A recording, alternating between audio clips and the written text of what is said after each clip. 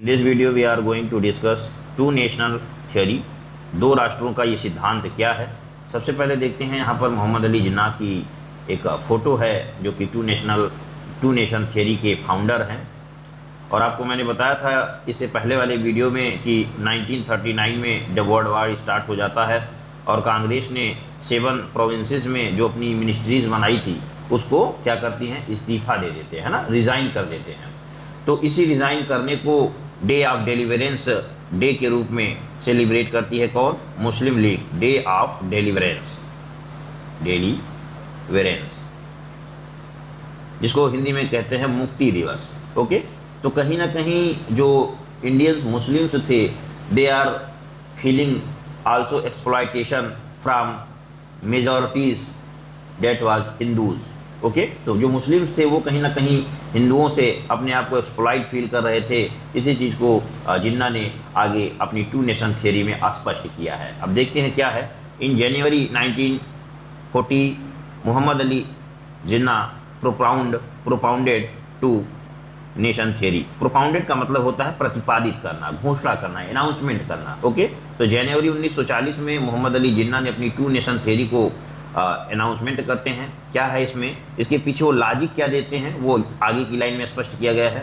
He believe that it was not possible to people of two nation two communities to live harmoniously. Okay, Jinnah कहते हैं कि ये विश्वास हो चुका है कि दो कम्युनिटी के लोग आपस में प्रेम भाव से रहें, ऐसा संभव नहीं है। हारमोनियसली का मतलब होता है एक प्रेम भाव, है ना। इन वन कंट्री कि एक ही देश में दो अलग अलग कम्युनिटी के लोग प्रेम भाव से रहें, ऐसा संभव नहीं है। The following is an extract from his statement. तो जिन्ना के जो स्टेटमेंट थे, जिन्ना की जो आइडियोलॉजी थी, उस आइडियोलॉजी का यहाँ पर एक कंक्लूजन दिया गया है। इसको आप लोग अच्छे से रिकॉल करिएगा।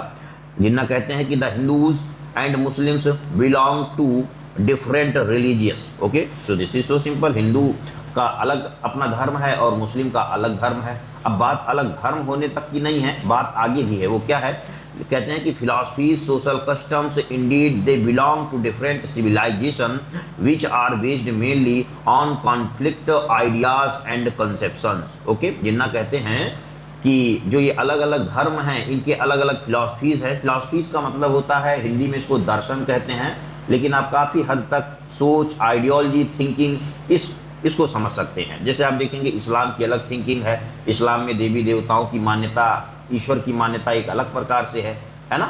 हिंदू देखेंगे वो मूर्तियों की पूजा करते हैं, लेकिन इस्लाम में देखेंगे कि मूर्ति पूजा बैन है।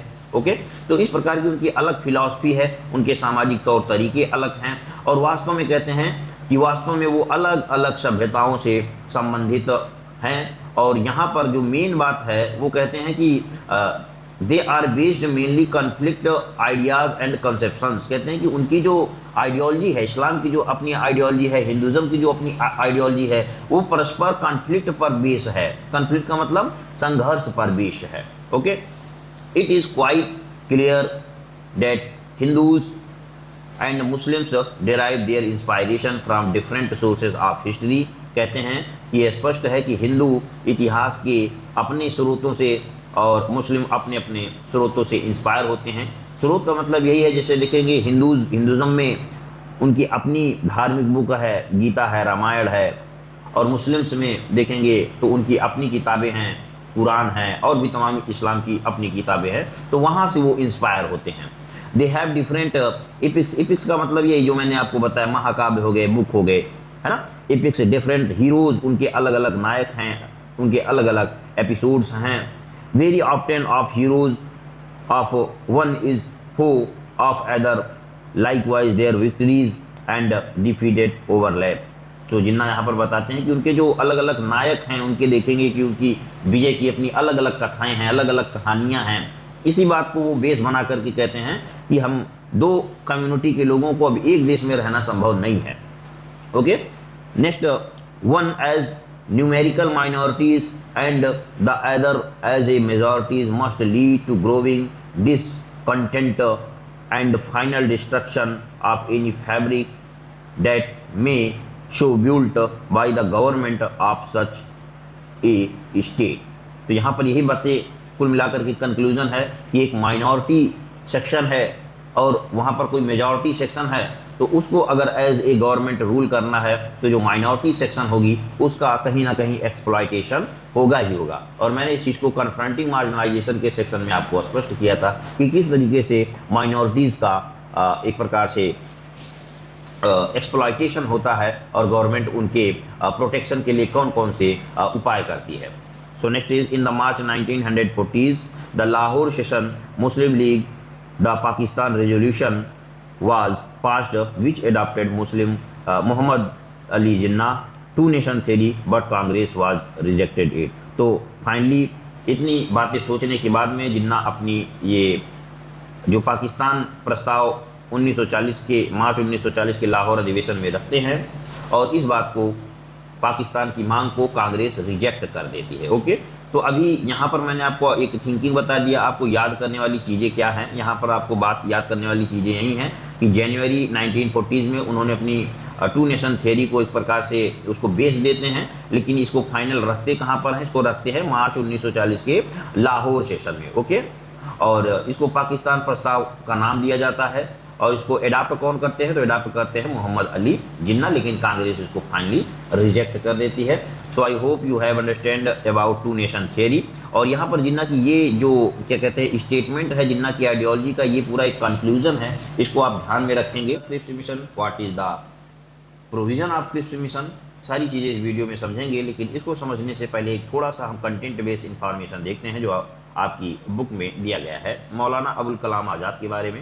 Actually Maulana Abul Kalam Azad was a nationalist leader. Okay, तो आप जानते हैं कि उस समय जो भी ब्रिटिश के अगेंस्ट बोलते थे वो सभी नेशनलिस्ट लीडर हुआ करते थे। Okay, he was also a member of the constituent assembly. Constituent assembly का मतलब होता है संविधान सभा।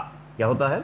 संविधान सभा। आपको पता होगा कि इंडिया में हम लोग इस समय एक संविधान के तहत बंधे हुए हैं और ये संविधान एक संविधान सभा के द्वारा बनाया गया था। Okay, so he authored a book called India Wins Freedom. ये बहुत ही फेमस मौलाना अबुल कलाम आज़ाद की बुक है इंडिया विंस फ्रीडम। और आपको पता होगा कि मौलाना अबुल कलाम आज़ाद भारत के पहले शिक्षा मंत्री भी थे।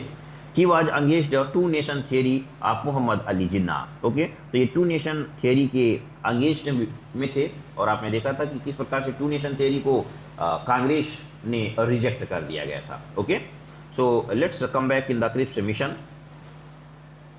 to secure the cooperation of Indians in their war efforts। आपने देखा था कि किस प्रकार से जब 1939 का 1939 के सेकेंड वर्ल्ड वार स्टार्ट हो गए थे तो कांग्रेस मंत्रिमंडल ने इस्तीफा दे दिया था।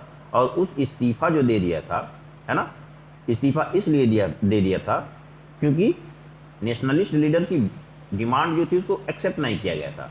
ओके, तो यहाँ पर आप देखेंगे कि किस प्रकार से इंडियंस के जो लीडर हैं वो वर्ल्ड वार में सपोर्ट करें, इसी के लिए क्रिप्स मिशन जो है इंडिया में भेजा जाता है। तो यहाँ पर लिखा हुआ है कि Cripps Mission was sent to India which suggest full dominion status to after the war. अब यहाँ पर ये पॉइंट ध्यान करने वाला है कि क्रिप्स मिशन का क्या इशू था। क्रिप्स मिशन में बोला गया था कि अभी वार खत्म हो जाने दीजिए, अभी आप हमारा सपोर्ट करिए, हम आपको फुल डोमिनियन स्टेटस देंगे। मैंने आपको एक वर्ड बताया था डोमिनियन स्टेटस, है ना, और यहाँ पर अभी एक नया वर्ड आ रहा है फुल डोमिनियन स्टेटस। तो फुल डोमिनियन स्टेटस का भी मतलब वही है जो डोमिनियन स्टेटस का था। वहां पर भी यही था ना कि मैं आपकी संप्रभुता को स्वीकार करूंगा। डोमिनियन स्टेटस का मतलब क्या है कि आपकी हमारी संप्रभुता बनी रहेगी। जो उस समय ब्रिटिशर्स पावर थी, एक प्रकार से जो सुप्रीमेसी थी, तो डोमिनियन स्टेटस के तहत ब्रिटिशर्स ये सोचते थे कि आप फ्री भी रहेंगे लेकिन हमारा आप पर अधिकार बना रहेगा।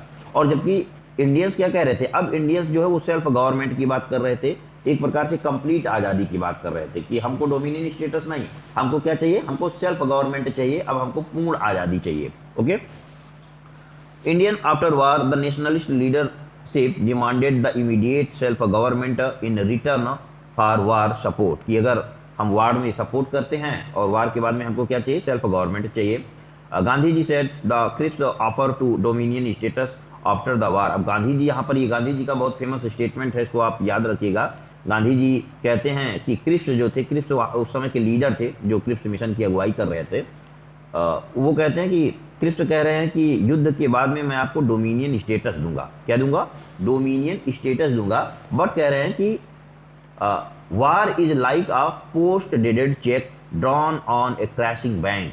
तो गांधी जी कह रहे हैं कि जो क्रिप्स बोल रहे हैं कि मैं आपको युद्ध के बाद में डोमिनियन स्टेटस दूंगा, इसका कोई भरोसा नहीं है, क्योंकि अब ब्रिटेन की स्थिति इतनी बेकार हो चुकी है कि जैसे मान लीजिए आप किसी बैंक का चेक आप दे दें और उस बैंक में मान लीजिए पैसा ना हो, बैंक टूटने की कगार पे हो।